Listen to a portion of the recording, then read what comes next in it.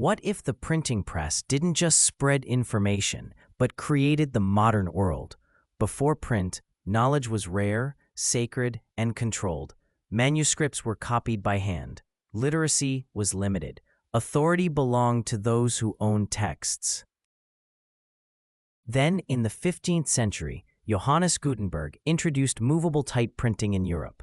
The printing press didn't just speed up production, it democratized knowledge.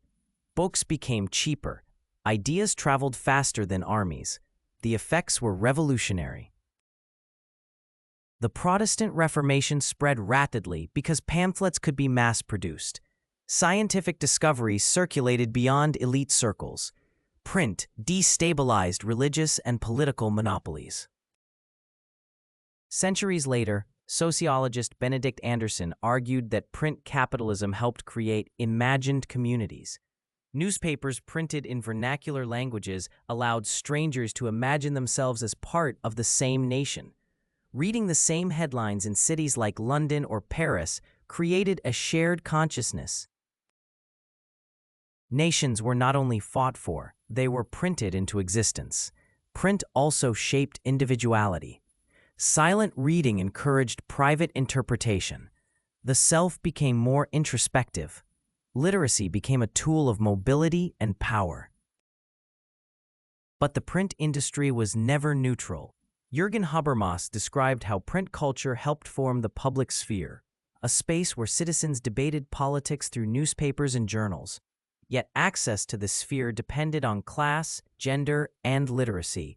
Inclusion and exclusion were built into the system. From an Islamic historical perspective, print arrived differently. Classical Muslim civilizations had rich manuscript cultures long before Europe's press, but mass printing in the Ottoman world expanded religious scholarship and reform debates. Print reshaped authority. Scholars were no longer the only gatekeepers of interpretation.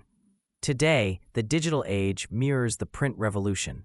Social media platforms function like hyper-accelerated printing presses.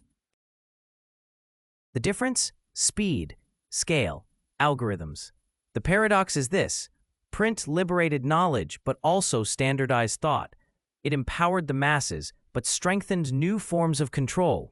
Every communication revolution restructures power. The real question is not whether print changed the world. The question is, who controls the means of reproduction of ideas today?